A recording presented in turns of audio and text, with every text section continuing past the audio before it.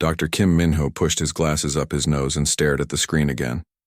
The signal was still there, repeating every 47 seconds. It had been going for 3 hours now, and it was getting stronger. "Captain Park, you need to see this." He called across the bridge of the research ship New Seoul. Captain Park Jisoo walked over to his station. She was a tough woman with short black hair and scars on her hands from her early days as a fighter pilot. "What is it, Minho?" "It's a distress signal, but not from any human ship." Minho's fingers moved quickly across his keyboard. "The language is completely unknown, but the mathematical patterns are clear. Someone is asking for help." Park frowned. In her 20 years of space travel, she had never encountered aliens. No human had. They knew other intelligent life existed somewhere, in the galaxy, but finding it was different from knowing about it. "Can you translate it?" she asked. "I'm working on it. The signal is coming from the Vega system about 27 light-years from here. Whoever sent this is using a lot of power to broadcast it this far." Engineer Lee Wubin looked up from his station. He was younger than the others, with curious eyes that were always looking for problems to solve. "Captain, if they're broadcasting this strongly, they must be desperate. Most species would save power for defense systems." Tactical Officer Choi Yuna joined them. She was a serious woman who always thought about threats and dangers. "Or it could be a trap. We don't know anything about alien intentions." Park nodded. Yuna was right to be careful. "Minho, how long until you can translate the message?" "Give me 6 hours, maybe less if I'm lucky." "Do it. Wubin, I want a full analysis of that signal. Power source, transmission method, everything. Yuna, prepare a report for Earth Command. They need to know about this." The next 6 hours felt like days. The crew of the New Seoul worked without rest. Minho filled his computers with translation programs and mathematical models. Wubin studied every detail of the signal's technology. Yuna prepared defense plans in case this was a threat. Finally, Minho called out, "I've got it!" The bridge crew gathered around his station. On the screen, alien symbols slowly changed into human words. "Emergency transmission to any intelligent species capable of interstellar travel. This is the Valian Republic. Our worlds are under attack by a hostile force calling themselves the Krex Dominion. They have destroyed our defense fleets and are taking our people as slaves. We are a peaceful species and have no experience with warfare. Please, if anyone receives this message, we need immediate help. Our civilization will not survive much longer. Please help us." The bridge fell silent. Park felt her stomach turn cold. Somewhere out there, an entire species was being destroyed, and they were asking strangers for help. "How many worlds are we talking about?" Park asked. Minho checked his data. "Based on the signal strength and what I can decode, at least 12 planets. Maybe more. The Valians have a large population." "And these Krex?" Yuna asked. "The message mentions them as conquerors. They take slaves and destroy anyone who fights back. The Valians say they've never seen violence like this before." Wubin shook his head. "A peaceful species with no military experience. They're completely helpless." Park stared at the translated message. She thought about her own people's history. Humans had been fighting wars for thousands of years. They knew about violence, about conquest, about the need to protect the innocent. Earth itself had taught them these lessons through countless conflicts and disasters. "Yuna, open a channel to Earth Command. Priority Alpha." "Channel open, Captain." "Earth Command. This is Captain Park Jisoo of the research vessel New Seoul. We have discovered an alien distress signal. An entire civilization is under attack and requesting immediate assistance. Transmitting all data now." The response came back faster than Park expected. "New Seoul, this is Admiral Yang Taehyun. We've received your data. Stand by for orders." 20 minutes later, Yang's voice returned. "Captain Park, you are ordered to maintain position and continue monitoring the alien signals. The 3rd Expeditionary Fleet is being mobilized for immediate departure to the Vega system." Park's eyes widened. The 3rd Expeditionary Fleet was humanity's largest military force, with over 100 warships. "Sir, are you mobilizing the entire fleet?" "Affirmative. If an entire species is crying for help, we're going to give them the help they need. Admiral Yang out. The bridge crew looked at each other. They all knew what this meant. Humanity was about to make first contact with aliens, and they were doing it with their biggest guns. Captain, Minho said quietly, do you think we're making the right choice? We don't know anything about galactic politics or alien cultures. Park thought about the desperate message from the Valians. She imagined families being torn apart, children being taken as slaves, entire cities being destroyed. Then she thought about human history, about all the times good people had stood up to bullies and tyrants. Minho, what would you want someone to do if Earth was under attack and we sent out a distress call? I'd want them to help us, he said without hesitation. Then we're doing the right thing. Park turned to Yuna. Prepare the ship for fleet operations. We're going to guide the Third Fleet to Vega. As the new Sol prepared for the arrival of IA, the fleet, Park looked out at the stars. Somewhere in the direction of Vega, people were dying while waiting for help that might never come. But help was coming. Humanity had heard their call, and humans didn't do anything halfway. The Valians had asked for assistance from any species capable of interstellar travel. What they were about to get was something no one in the galaxy expected.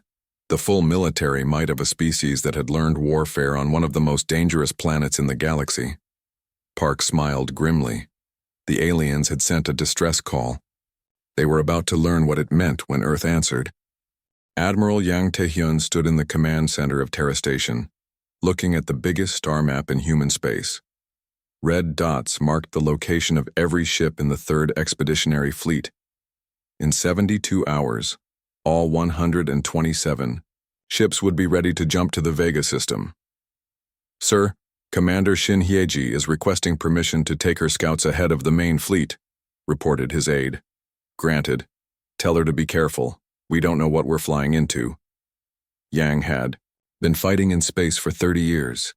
He had seen pirates, rebels, and corporate wars. But this was different. This was humanity's first contact with alien life, and it was happening because someone needed their help. On the other side of the station, Commander Shin Hyeji was preparing her scout ships for the jump to Vega. She was known throughout the fleet for her ability to get into dangerous places and get out alive. Her ship, the Incheon's Pride, was fast and heavily armed. Pilot An Seo-young, what's our jump time to Vega? She asked. 18 hours if we push the engines hard, Commander. But that's faster than any ship has ever traveled that distance. Shin nodded. Then we'll set a new record. These Valians have been under attack for days. Every hour we waste means more people die. Dr. Kang Si-won was busy preparing the medical ships. As the fleet's chief medical officer, she knew they would find wounded aliens who needed help. But she was also preparing for human casualties. If these Kreks were as dangerous as the messages suggested, the coming battle would be violent. Doctor, how do we treat aliens? Asked one of her nurses. We don't know anything about their biology. We'll figure it out, Kang replied. Humans are good at adapting. It's what kept us alive on Earth. Intelligence Officer Nam Jiho was studying everything. They knew about the 2 alien species. It wasn't much, but he could make some educated guesses. The Valians seem to be herbivores, he told Yang during a briefing. Their language has no words for weapons or military tactics. They're completely peaceful. And the Kreks? Predators. The few messages we've intercepted suggest they're organized like insects with a hive mind structure. They seem to view other species as either useful slaves or food. Yang felt his jaw tighten. He had fought against slavers before, back when. Human pirates raided colony worlds. He hated them then, and he hated these Kreks already. What about their technology? Yang asked. The Krek ships are powerful, but simple. They rely on overwhelming force rather than tactics. The Valians have better technology but no weapons. They've never needed them. Yang walked to the window and looked out at the fleet assembling outside the station. Human warships were different from what most species would build. They were tough, with thick armor and multiple backup systems. Every ship was designed to keep fighting even when badly damaged. Earth had taught humans to build things that could survive anything. Earthquakes, hurricanes, volcanic eruptions, asteroid impacts. Humanity's homeworld had tried to kill them in every way possible. It had made them strong. "Sir," his communications officer called out, "we're receiving a new message from the Valians." Yang listened as the translated message played. The alien voice sounded desperate and afraid. "This is our final transmission. The Kreks have broken through our last defenses. They are landing troops on our homeworld. If anyone receives this message, please remember that we tried to be good people. We never hurt anyone, we just wanted to live in peace." The command center fell silent. Yang felt anger building in his chest. Good people were dying while asking for help, and their last words were an apology for existing. "All ships, this is Admiral Yang. We jump to Vega in 6 hours. I don't care if your engines aren't ready. I don't care if your crews need more time. People are dying, and we're going to save them." Across the fleet, human ships prepared for the longest faster-than-light jump in their history. Engineers pushed their engines beyond safe limits. Weapons officers loaded their guns with the most powerful ammunition they had. Medical teams prepared for the wounded they would find. Captain Song Min-seok, the fleet's first contact specialist, studied what little they knew about Valian culture. He would be the first human to speak to an alien face-to-face. The responsibility was enormous. "Doctor," he asked Kang, "what if we're too late? What if we get there and find everyone dead?" Kang looked at him with steady eyes. "Then we make sure. The Kreks pay for what they did. But I don't think we're too late. Humans don't give up, and I don't think the Valians will either." Lieutenant Colonel Oh Yujin was preparing her ground troops for urban combat. Fighting in alien cities would be different from anything they had trained for. But her soldiers were ready. Human ground forces were tough and flexible, able to adapt to any situation. "Colonel, what if the Kreks are better fighters than us?" asked one of her sergeants. "Then we'll have to be smarter," she replied. "Humans didn't survive Earth by being the strongest. We survived by being clever and never giving up." As the final countdown began, Yang addressed the entire fleet. "Attention, all ships. In a few minutes we will jump to a star system where people we've never met are fighting for their lives. These aliens don't know us, don't owe us anything, and can't pay us for our help. We're going anyway because that's who we are. Earth taught us that sometimes the only thing standing between good people and monsters is someone willing to fight. The monsters. Today that someone is us." The jump countdown reached 0. 127 human warships disappeared from Earth space and reappeared near a distant star where aliens were fighting for their survival. The Valians had sent a distress call asking for help from any spacefaring civilization. What they got was something the galaxy had never seen before. The complete military response of a species that had learned to fight on a world where everything was trying to kill them. The third expeditionary fleet had arrived, and they were ready for war. The human fleet dropped out of faster-than-light travel at the edge of the Vega system. Captain Song Min-seok stood on the bridge of his ship, looking at what remained of an alien civilization under siege. "Report," he ordered. "Detecting multiple Krek ships in orbit around the third planet," his tactical officer replied. "They've got some kind of harvesting operation going on. And Captain, there's a refugee ship trying to escape the planet's gravity well." Song could see it on the main screen. A graceful vessel with smooth curves and what looked like crystal panels. It was beautiful. Nothing like the harsh angles of human ships. It was also damaged and leaking atmosphere. "Helm, intercept that ship. Communications, try to contact them." The refugee ship was small, maybe carrying 100 people. As they got closer, Song could see burn marks on its hull. The Kreks had shot at civilians trying to escape. "Captain, we're receiving a response from the alien ship." The main screen flickered and Song found himself looking at his first alien. The Valian was tall and thin, with pale blue skin that seemed to shimmer like crystal. Large, dark eyes looked back at him with a mixture of hope and disbelief. "I am Ambassador Veltar of the Valian Republic," the alien said in accented but clear human language. "Are you truly here to help us?" Song felt his breath catch. The alien had learned human languages from their transmissions. "I am Captain Song Min-seok of the Human Expeditionary Fleet. We received your distress call. We're here to help." Veltar's large eyes grew even wider. Fleet? You brought more than one ship? We brought 127 ships, Song said simply. The alien ambassador sat down heavily in what looked like a chair made of grown crystal. 127 warships? For people you have never met? That's what we do, Song replied. Can you tell us about the situation on your world? Veltar seemed to struggle with the concept that strangers would bring an entire fleet to help. The Kreks arrived 6 days ago. They demanded our surrender and offered to spare some of us as slaves. When we refused, they began bombing our cities. They've taken 3 of our 7 continents. Our people are hiding in underground shelters, but the Kreks are hunting them down. Dr. Lim Sunho, the fleet's xenobiologist, was studying scans of the planet. Captain, I'm detecting mass movement of life forms from populated areas to what look like processing centers. The Kreks aren't just taking slaves, they're harvesting the population. Song felt his anger growing. Harvesting? The Kreks consume other intelligent species, Veltar said quietly. They keep some as workers, but most become food. My people are herbivores, Captain Song. We have never hurt any living thing. We don't understand this kind of evil. Pilot An Seo-young was running reconnaissance flights around the planet. Her reports painted a grim picture. Captain, the Kreks have orbital platforms around 3 continents. I count 47 ships, all bigger than anything in our fleet, but they're slow and their formation is sloppy. Song nodded.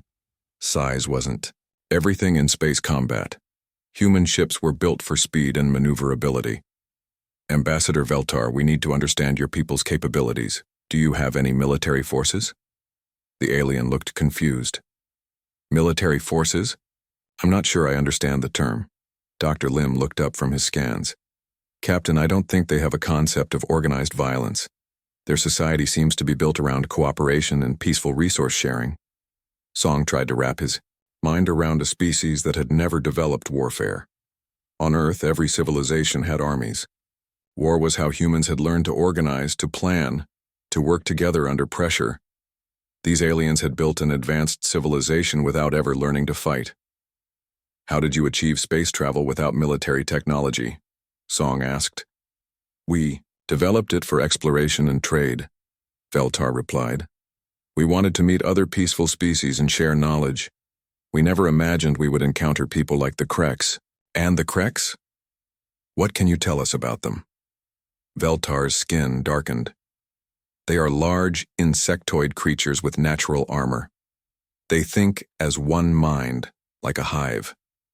They cannot understand concepts like individual sacrifice or mercy.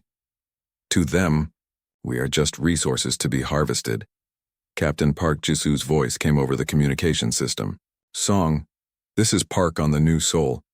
We've been monitoring Kreks communications. They seem confused by our arrival. They keep asking each other what species would bring so many warships to help strangers. Song smiled grimly. Tell them they're about to find out. Admiral Yang's voice echoed across the fleet channel. All ships, this is Admiral Yang. We have civilian refugees to protect and an enemy that preys on the helpless. Rules of engagement are weapons-free. Show these Kreks what happens when they threaten innocent people. Veltar listened to the human communications with growing amazement. Captain Song, your species developed this massive military force just to protect others? We developed it to protect ourselves, Song corrected. Earth is a dangerous place. We had to become strong to survive. But once we became strong, we chose to use that strength to protect those who couldn't protect themselves. Earth is dangerous? How? Dr. Lim pulled up images of Earth on his screen. Our world has massive storms that can destroy cities, earthquakes that can split continents, volcanoes that can change the climate, and ice ages that last thousands of years. Most of our planet's surface is covered by oceans full of predators. We had to become tough just to survive. Veltar stared at the images. You evolved on a death world, and yet you chose to help strangers? Maybe because we know what it's like to be in danger, Song said. We know what it feels like when everything is trying to kill you and you need help. The Kreks orbital platforms were moving now, turning their massive guns toward the human fleet. They were confident in their superior numbers and size. Commander Shin Hyeji's voice crackled over the radio. Admiral, Krek's ships are moving to engage. They're broadcasting some kind of challenge. They want to know what right we have to interfere in their harvest. Yang's response was swift. Tell them we're from Earth, and Earth doesn't negotiate with slavers. All ships prepare for battle. As the human fleet moved into attack formation, Veltar watched with awe and disbelief. Captain Song, your people are truly willing to fight an entire empire to save strangers? Song looked at the Krek ships preparing for battle. He thought about the innocent people hiding in underground shelters, waiting for monsters to find them. Ambassador, we didn't travel 27 light years to have a conversation. We came here to end this. The Battle of Thesara Prime was about to begin. The Krek's fleet moved forward in perfect formation, 47 massive ships advancing like a wall of death. Their ships were 3 times larger than anything humanity had built, with thick armor and powerful weapons. They had conquered dozens of species with this same overwhelming approach. Fleet Coordinator Bei Dongyun watched the enemy formation from the command ship and smiled. Admiral, they're fighting like they expect us to just stand there and trade shots. Then let's show them how wrong they are, Admiral Yang replied. Execute Pattern Delta 7. The human fleet suddenly broke apart. Instead of meeting the Kreks head-on, the ships scattered in all directions, moving faster than the aliens thought possible. Some ships dove below the orbital plane, others climbed above it, and a few charged straight through gaps in the Krek's formation. What are they doing? The Krek's commander broadcast to his fleet. This pattern makes no sense. The Kreks had never fought an enemy that refused to fight predictably. Their hive mind was excellent at coordinating attacks, but it couldn't adapt quickly to chaos. Commander Shin Hyeji led her scout squadron in a high-speed run past the largest Krek's ship. Torpedo spread, full pattern, she ordered. Her ships launched their weapons and disappeared behind a nearby moon before the Kreks could return fire. The massive alien ship staggered as explosions tore holes in its side. Impossible, the Krek's commander transmitted. No ship can move that fast. Chief Engineer Ryu Nayun monitored the engine performance across the fleet. Human ships were designed to survive in the deep space between stars, where a broken engine meant death. Their power systems could run far beyond normal limits when needed. All ships. This is engineering. We're running at 115% power. Engines will hold for at least 6 hours at this rate. Most alien species built their ships for comfort and efficiency. Humans built theirs to keep working when everything went wrong. Lieutenant Colonel Oh Yujin was preparing her ground forces for planetary assault. The Kreks had troops on the surface, hunting Valian civilians in the underground shelters. Sergeant Han Junki, take your squad and secure the northern shelter complex. Remember, we're not just fighting the Kreks, we're racing them. Every minute we waste is another minute they have to hurt innocent people. Sergeant Han checked his weapon and looked at his soldiers. They were all volunteers who had requested the most dangerous assignments.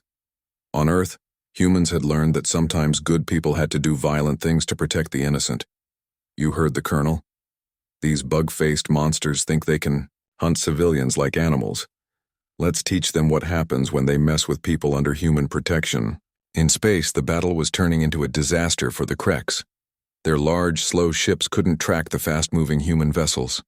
Every time they tried to target a human ship, it was somewhere else. Captain Park Jisoo led a group of destroyers in a coordinated attack on a Krek's orbital platform. Target their weapon systems first. We want to capture these platforms intact so we can study their technology. The human ships moved like a pack of wolves, attacking from multiple directions at once. The Krek's platform tried to track them all but couldn't focus its fire effectively.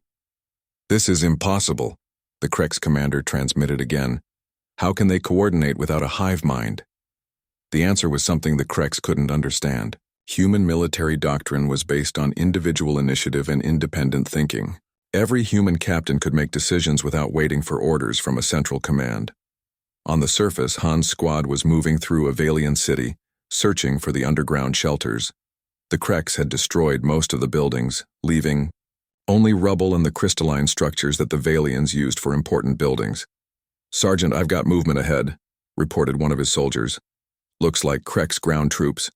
Han peered around a corner and saw his first live Krex warrior. It was bigger than he had expected, nearly 3 meters tall with 6 legs and natural armor that looked like black metal. It carried a weapon that seemed to grow out of its arm. Ugly bastards, Han muttered. Remember, these things have a hive mind. Take out their leader and the others might get confused. The squad moved into position. Human infantry tactics were based on small unit independence and rapid adaptation to changing situations. Each soldier could think for themselves and react to unexpected developments. The Krex, by contrast, fought like insects, following predetermined patterns and responding to central commands.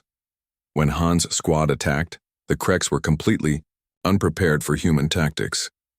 The aliens expected predictable assault patterns, not the chaotic but coordinated attack that came from every direction at once. Contact, we're taking fire from everywhere, one of the Krex transmitted. In space, Admiral Yang was watching the battle unfold with satisfaction. The Krex fleet was breaking apart, unable to cope with human tactical flexibility. "Sir, we're receiving a transmission from the Krex command ship," reported his communications officer. "Put it through." The alien voice was filled with confusion and anger. "Human fleet, this is Krex Fleet Commander Vaxkrul. Your tactics are dishonorable. You refuse to fight properly." Yang almost laughed. "Commander, this is Admiral Yang Taehyun of the Human 3rd Expeditionary Fleet. We don't fight to be honorable. We fight to win. You cannot defeat us. We are the strongest species in this sector." "You were the strongest," Yang corrected. "But you made one big mistake. You attacked helpless people and asked them to choose between slavery and death. Humans don't like bullies." Dr. Kang Siwon was coordinating medical support for both human forces and alien civilians. Her teams had set up field hospitals near the underground shelters, treating wounded Valians and preparing for human casualties. "Doctor, the Valian biology is fascinating," reported one of her medics. "Their bodies are incredibly efficient, but they have no natural resistance to trauma. They're not built for violence." "Then it's a good thing we are," Kang replied. "How many civilians have we evacuated so far?" "Nearly 10,000 from the northern continent. The Krex were herding them toward processing centers, but our ground forces got there first. The space battle was reaching its conclusion. Half the Krex fleet was destroyed or disabled, and the rest were trying to retreat. But human ships were faster, and Admiral Yang wasn't interested in letting war criminals escape. All ships pursue and destroy. No Krex ship leaves this system." Commander Shin transmitted from her position near the planet. "Admiral, we've confirmed that all Krex ground forces are either dead or surrendering. The civilian population is secure." Ambassador Veltar watched the battle from the safety of a human ship, her large eyes wide with disbelief. She had never seen violence on this scale, but she was beginning to understand why humans were so good at it. "Captain Song," she said quietly, "your people fight with such an intensity. How do you control this capacity for violence?" Song looked at the tactical display showing the last Krex ships being destroyed. "We don't fight because we like it, Ambassador. We fight because sometimes it's the only way to protect people who can't protect themselves. Earth taught us that the universe can be cruel, but it also taught us that good people have to stand up to cruelty." The Battle of Thesera Prime was over. The Krex Dominion's fleet was destroyed, their ground forces eliminated, and the Valian people were free. But the real shock was yet to come. Word of the battle would spread across the galaxy, and other species would learn something new. There was a race of Deathworlders who would cross interstellar space to fight for strangers, and they were very, very good at war. 3 months after the Battle of Thesera Prime, Ambassador Kim Jiwoo stood before the Galactic Council on Andromeda Station. The massive chamber held representatives from 47 different species, and all of them were staring at her. The council chamber was a marvel of alien architecture. Crystalline walls caught and reflected light from different stars, creating a rainbow effect that was beautiful, but also slightly overwhelming. The seats were designed for dozens of different body types, from the floating gas bag creatures of the Helix Nebula to the rock-like beings from the heavy gravity worlds near the galactic core. Honored representatives Kim began. I am here to present humanity's formal report on the Thessara Prime incident. The council speaker, a tall being with 4 arms and silver skin, gestured for her to continue. Ambassador Kim, the council has many questions about your species' actions. The destruction of an entire Krex fleet has sent shockwaves throughout the galaxy. Counselor Park Sang-jun sat behind Kim, ready to provide support if needed. He had spent weeks preparing for this moment, studying galactic law and diplomatic protocols. But nothing had prepared him for the sheer scope of alien diversity in the council. The Valian Republic requested assistance, Kim said simply. Humanity responded to that request.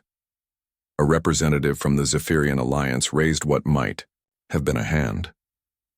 Ambassador, most civilizations would have sent medical supplies or offered refugee assistance. You brought a military fleet larger than anything this council has ever seen. Dr. Moon Yune activated her holographic display, showing images of Earth.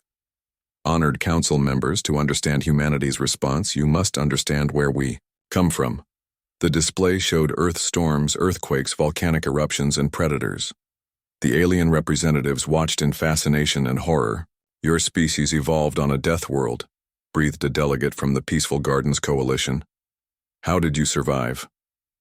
By becoming very good at survival, Moon replied.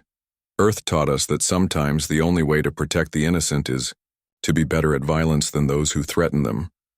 The hegemony representative, an insect-like being with compound eyes, clicked disapprovingly. Violence is not the answer to galactic problems. Diplomacy and negotiation should always come first.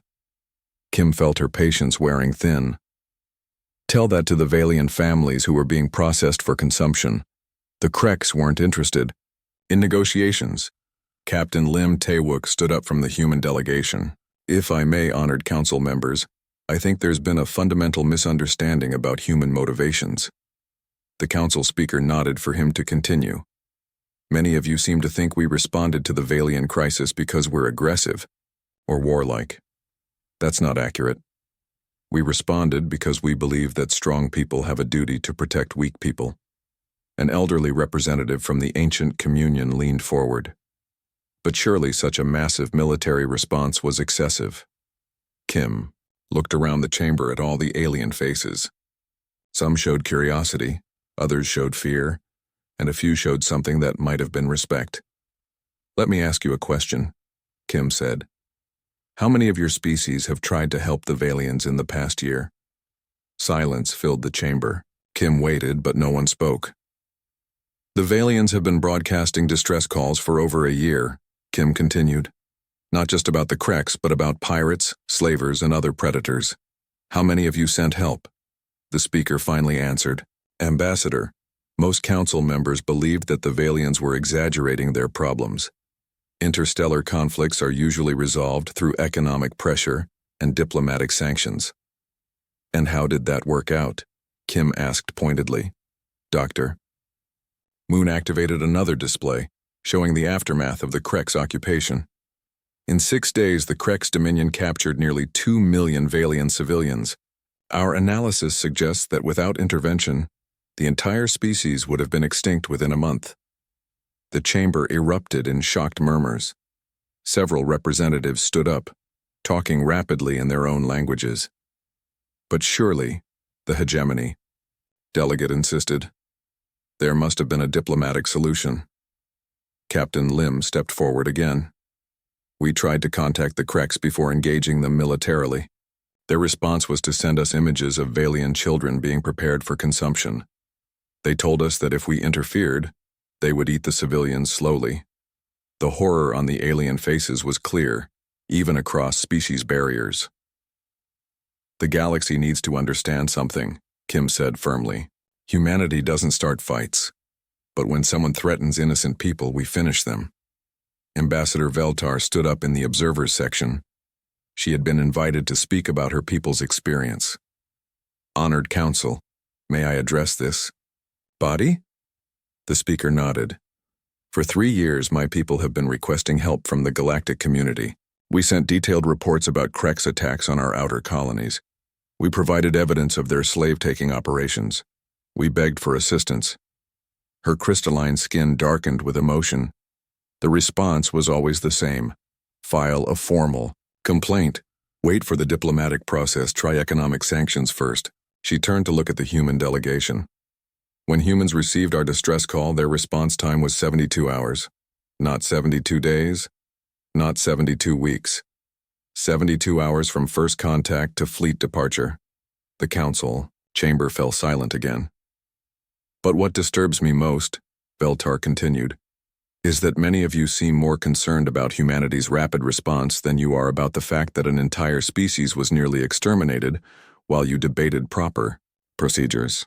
The ancient communion representative stood slowly. Young species, you speak with passion, but you don't understand the complexities of galactic politics. Military action sets dangerous precedents. Kim had heard enough. What's dangerous is allowing predators to exterminate entire civilizations while good people debate the proper paperwork to fill out. She activated her own display, showing the current galactic map. Red dots marked known locations of various aggressive species. This is the reality of our galaxy, Kim said. There are at least 12 species like the Krex operating in different sectors. They prey on peaceful civilizations because they know that by the time the council finishes debating, there won't be anyone left to save. The speaker raised his 4 hands for silence. Ambassador Kim, what exactly is humanity proposing? We're proposing that someone needs to be the cavalry, Kim replied.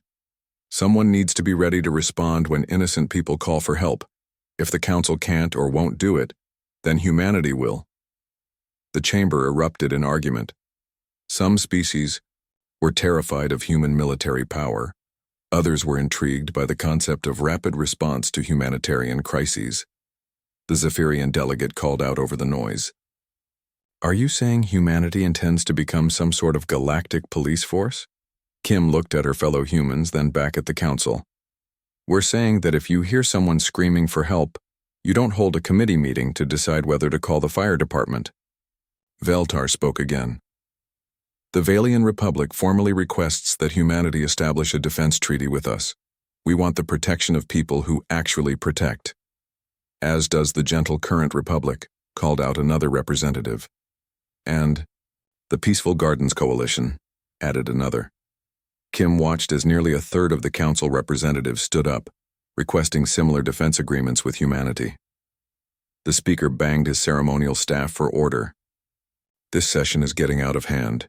We will recess for 1 hour while the council considers these developments. As the aliens filed out of the chamber, Captain Lim approached Kim. Do you think we did the right thing? Kim looked at Veltar, who was surrounded by other peaceful species asking about human protection. We did exactly what we always do, Taewook. We stood up for people who needed help. Dr. Moon was reviewing her notes.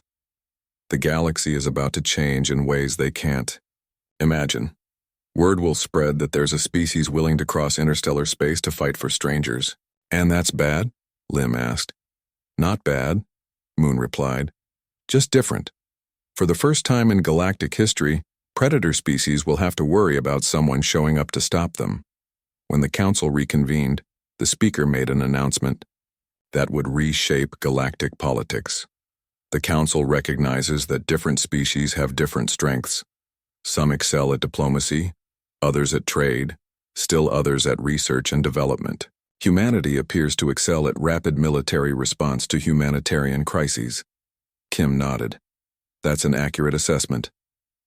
Therefore, the Council formally requests that humanity consider establishing a rapid response force for galactic emergencies. You would operate under Council oversight but with full authority to engage threats to innocent populations. Kim smiled. We'll need to discuss this with our government, but I think Earth will be very interested in that proposal. As the session ended, Veltar approached the human delegation. Ambassador Kim, there's something I want you to know. Since word of Thesara Prime spread, we haven't received a single threat from raiders or slavers. They're all afraid that humans might show up. Kim laughed. Good. Let them be afraid. Maybe if they're scared enough, they'll leave innocent people alone. The Valians had sent a distress call expecting maybe a few ships and some medical supplies. Instead,